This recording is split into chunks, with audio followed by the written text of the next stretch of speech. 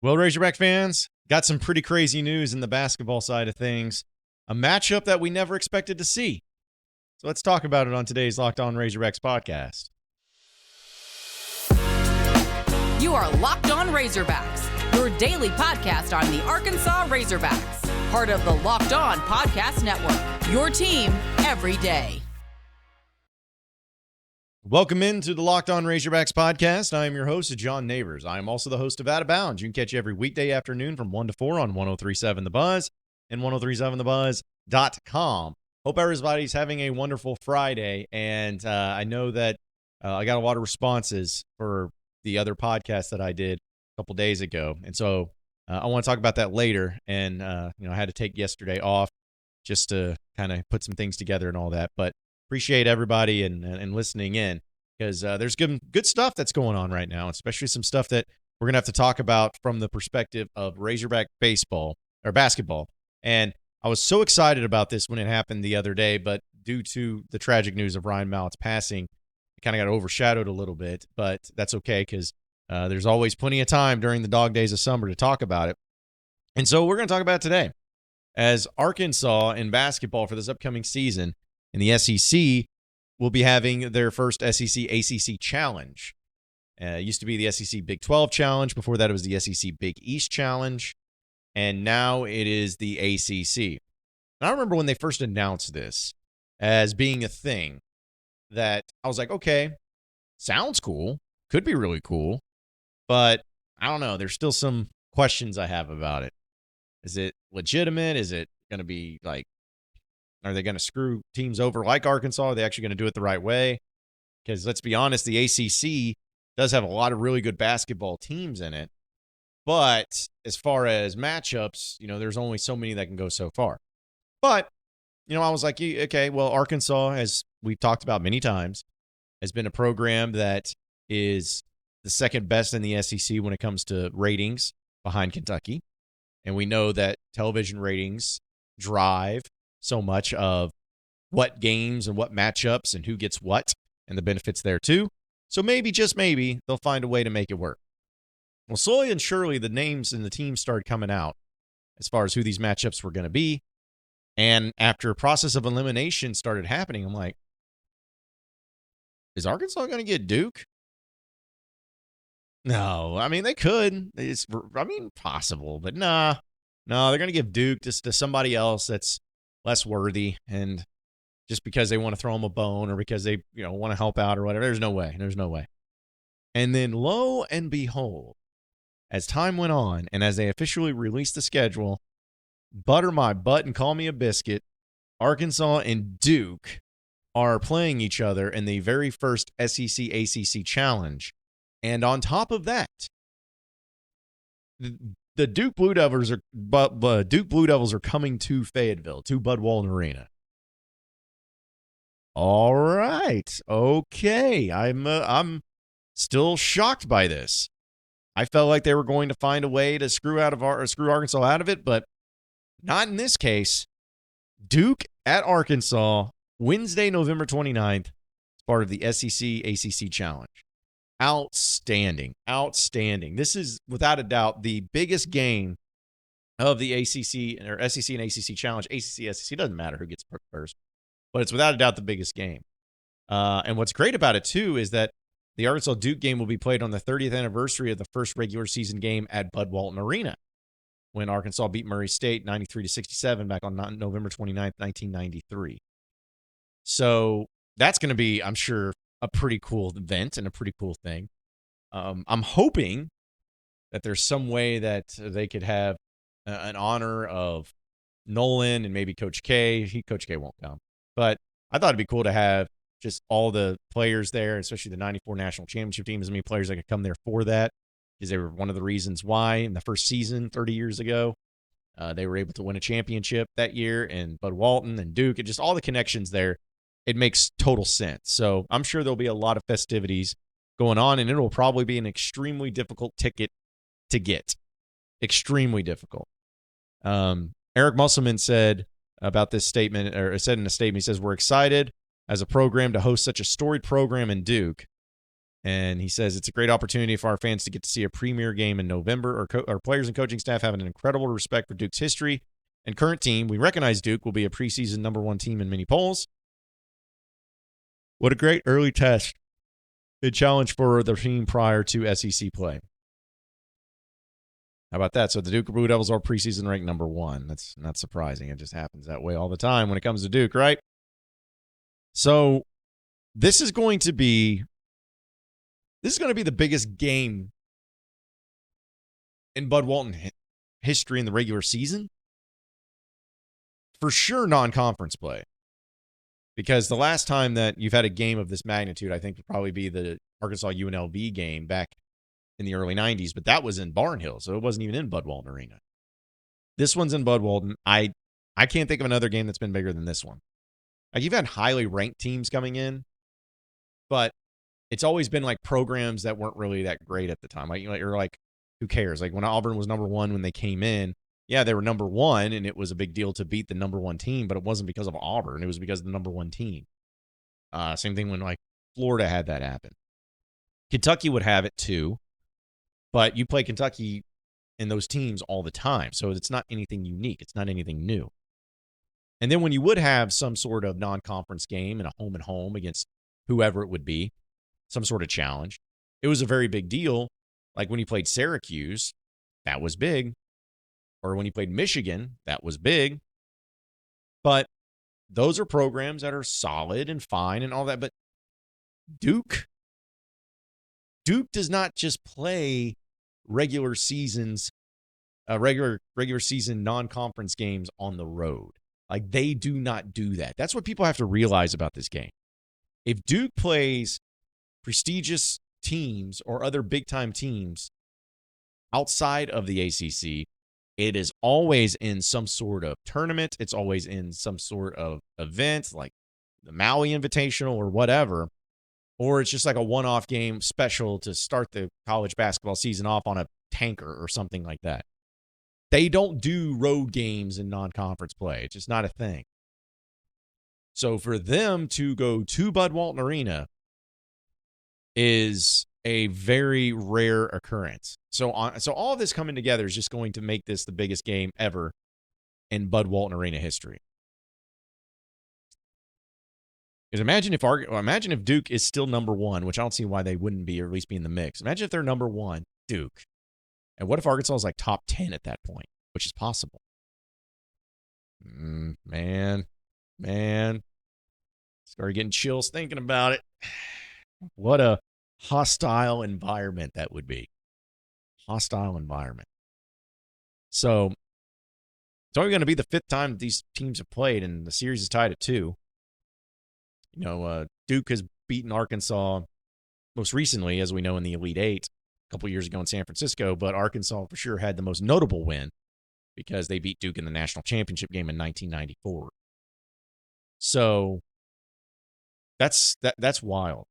They got Filipowski back, who was so good last year. Jeremy Roach, who was really good last year. Like, they're going to be a really good basketball team.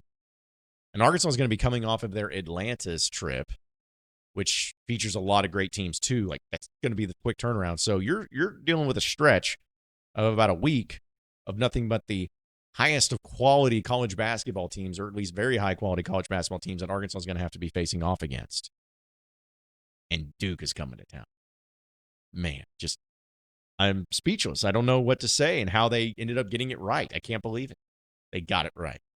Because I was looking at all the other SEC, ACC Challenge games too. And there's some that are okay. Like, there's some of note.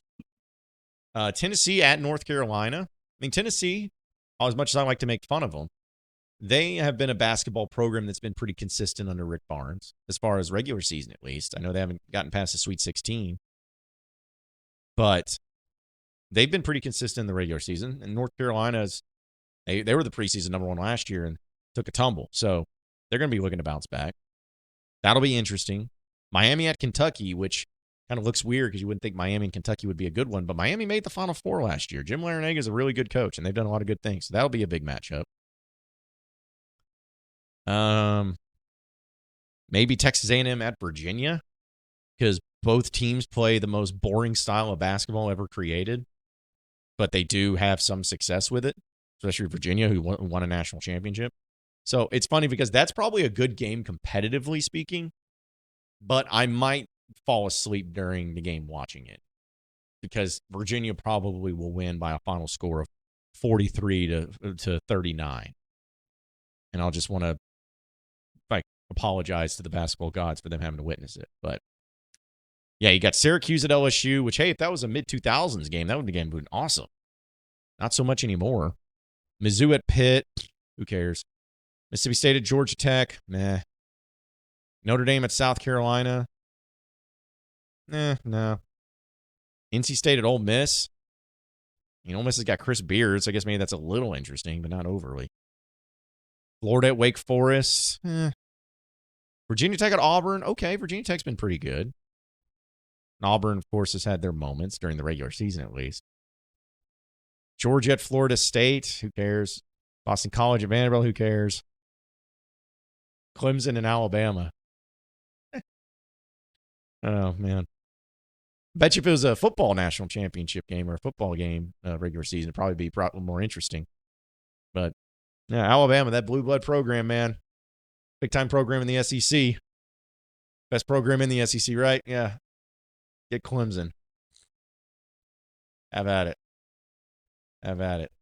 You probably win that game, too. You should win that game. You should win that game. All right, I'm done. I'm done talking trash. Point is this. It's going to be awesome. I can't wait for that game to happen. I can't wait for what the atmosphere is going to be like.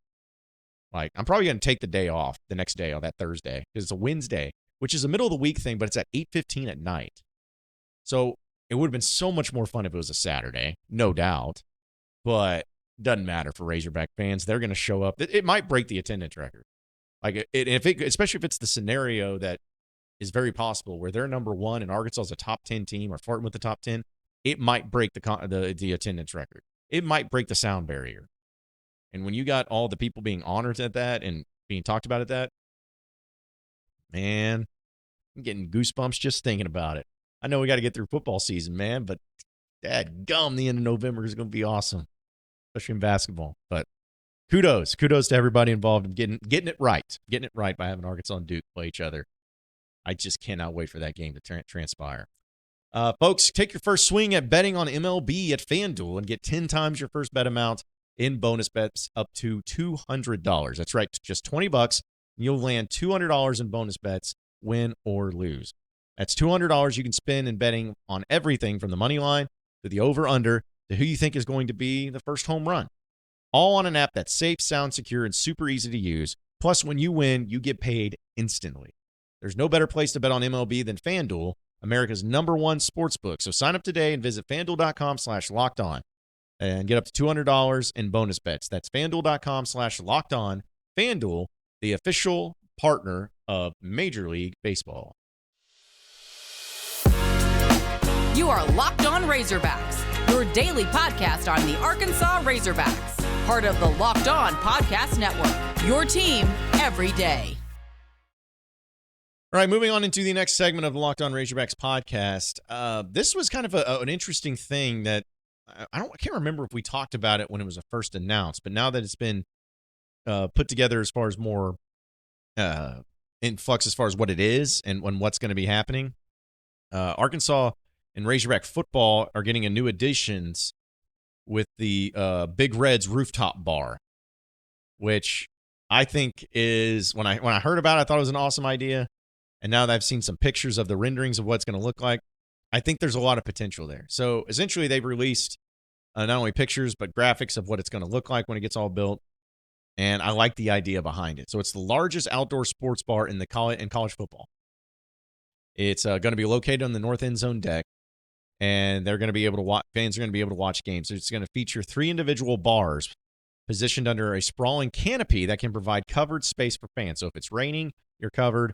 If it's sunny, it's not beating down on you, you're covered, and you're going to have 3 full bars. The bars total over 200 feet in length, have approximately 70 bar seats and televisions throughout. Additionally, pub tables and a drink rail overlooking the field will provide fans a variety of seating opportunities. So they have added this, and these pictures are pretty impressive. Probably should have put them up on the podcast to show you, but if you haven't seen it, just go to ArkansasRazorbacks.com and they'll tell you more about it. But this is the key. It's going to be Big Red's rooftop is going to be sold on single game basis. Tickets will grant entries to fans to the stadium and access to Big Red's rooftop area. Big Red's is a general admission area with no assigned seating. So fans who already have game tickets may also buy tickets to Big Red. So apparently if you have game tickets already, if you want to go to this area, you still got to buy additional tickets. Food and beverage is not included with the ticket purchase. But beer, wine, and ready to drink cocktails and Coca-Cola products will be available for purchase. Additionally, a unique Big Red's food menu will be available to order with your favorite items from the bar. I don't know exactly what food items those will be, but it's going to be available. It's going to be unique, it says. So maybe like food truck type stuff, maybe some bar food. Don't know, but I'm all for it. It says single game tickets will go on sale to the general public for all home games on Wednesday, July 12th. As is the case for all ticket on sales, Razorback Foundation members and season ticket holders will have a pre-sale opportunity prior to the date of the public sale. So if you're a Razorback Foundation member, you're going to have priority. You'll be able to purchase those tickets first. It says outside of football game days, they'll host Big Rop's Rooftop will host other public events, including at least one Friday night event prior to home football game this season. Details on Friday night event will be announced closer to the start of the season. So, yeah. I like this deal. I like the fact that they're trying something new and trying something unique to bring more people in. And the fact that they're doing it in a way of giving people what they want, you don't need any more, don't overthink it. Provide something different. Yeah, you could probably continue to build just a bunch of loge boxes or suites and stuff, but don't do that. Just give it something like this. Because here's the thing. If people can't, they know that there's people out there that like the bar scene, who just like to go to a bar and watch a game and eat some cheese fries and some mozzarella sticks and just watch the game. Be like, that's not holding, just yelling at the TV during the whole thing. So why not have one in your own place, especially when it's bigger than anything else? And you're there in the game. And you can watch the game. And you can have TVs all around that'll have other games on while also watching your game. And have food and beer and have places to sit. You can be outside. You can be under the canopy. It's great. I think it's awesome. So kudos to Arkansas really putting this together and trying to make it work. I think it'll be awesome. So, yeah. I'm going to try it. I may try it out actually this year too. I'm already got my season tickets. But I'm actually in the north end zone for my season ticket, so maybe I'll be able to find a way to sneak into there or something. Just, say, hey, don't you know who I am? I'm that idiot on the podcast that talks out of his rear end every day. Probably will work. So, yeah, I'll check it out. And then if I do check it out this year, I'll be able to report back. So for those of you who are, interested in it and maybe not be interested in it, I'll give a report back and let you know exactly how it is and what it looks like. But either way, we'll wrap up and get to the final segment here on the Locked On Razorbacks podcast on the other side of the break, so stay with us. You are Locked On Razorbacks, your daily podcast on the Arkansas Razorbacks, part of the Locked On Podcast Network, your team every day. All right, so final segment here on the Locked On Razorbacks podcast. I'm not going to spend too much time on this because of obvious reasons. But I just wanted to say, and I'm going to try to do my best to not make this sound stupid either. I just wanted to say thank you for the amount of people that reached out and complimented or just said how much that podcast I did the other day about Ryan Mallett meant to them. And I never dreamed that it would blow up like it did. I mean, there was a lot of people that reached out and a lot of people that were talking about and appreciate Locked On Podcast Network. They put it together a really cool and really well put together compilation of my thoughts and feelings that day. So that way it's just for social media, it really encompassed what I was trying to go for. Because to be honest, folks, that podcast, I didn't go in with any game plan. I didn't go in with, I was going to say this and that and write it down. I just turned the mic on and just spoke from the heart about 1-5 because that's how much that he meant to me and meant to Razorback Nation. I felt like that would be the most appropriate way to honor him, is not to have anything scripted, not write some sort of story about, well, this is how I like. And it's not to say that's bad. I'm just saying, like, I wanted to speak from the heart and just speak from my emotions that day. And so it meant a lot to me to see how many people were impacted similar to what I was, and had so many stories to tell and so many cool things to say, and sent so many different pictures in, and things that they had with Ryan, and moments that they had with Ryan too, and everything. So I wanted to say thank you for that. And that's not why I did it, but it was just good to see the outpouring support for Ryan. And I mean, you're talking about like Tom Brady, Snoop Dogg, Pat McAfee. That's just a few of the people. Bill Belichick, just a few people that spoke about Ryan Mallett and spoke about him and the impact he had and how much they loved him. And it just was such a cool thing. Such a cool thing. And I still, like, I think I'm good now. Like, I'm thinking I'm okay now. I say that at least. But that 48 hours after the news came out, I was a wreck. I was an absolute wreck. I was worthless when it came to anything. And that's why I didn't do a podcast yesterday, because I'm like, I still couldn't do it. I still couldn't bring myself to do it. But, I've seen more details emerge, and that's what a lot of people were saying, was like, oh, well, that's just why you don't go swim out there with the red flags at the beach. Well, this report comes out, there was no riptides. There was nothing dangerous out there. There was yellow flags where they were. It was just, again, don't know exactly the full details of it, nor does it matter, but it looked like it was just some sort of freak accident, which makes it even worse, because it's not like, oh, it's something that could have been prevented. It's simply, it's just something that unfortunately happened. But, it was just awesome to see the amount of people honoring Ryan, and the U of A doing a great job of, lighting up the scoreboard. I guess it was last night or 2 nights ago, of Ryan's memory. And I don't know what exactly needs to be done, but there needs to be something permanent that honors Ryan Mallett. Some people say retire number 15. You know how I feel about retiring numbers. It's not to say I would be against it, but it's also like, I just feel like if you weren't going to retire it when he was on the earth, then you shouldn't retire it just simply because he's no longer here. I don't think even Ryan would want that. So I don't know if you go that far, but maybe some sort of, like, his name somewhere, or maybe Big Reds. I think that would be awesome. I know Big Reds is already there, but how awesome would that be? I think he would love it. How awesome would that be if that, like, sports bar thing up there was named after Ryan Mallett? Like, that would be pretty cool. Something like that. Or just anything. And there's so many different things they could do. They could wear the patch of number 15 on their uniforms this year, or on their helmet. There's just a lot of ways that they can honor him, and I think they will. So whatever it takes, whatever they're going to do, hopefully they end up doing it, and hopefully it ends up being something really cool and really memorable, because he deserves it for sure. But yeah, just it's awesome seeing everybody out there talk about how much Ryan meant to them, and the approach that they all had. Just, again, hits me in the feels every single time. But hey, he was that great of a guy and that great of a player, that's for sure. Appreciate everybody listening in to the Locked On Razorbacks podcast. Be sure to like and subscribe to the podcast on iTunes or on Google Play.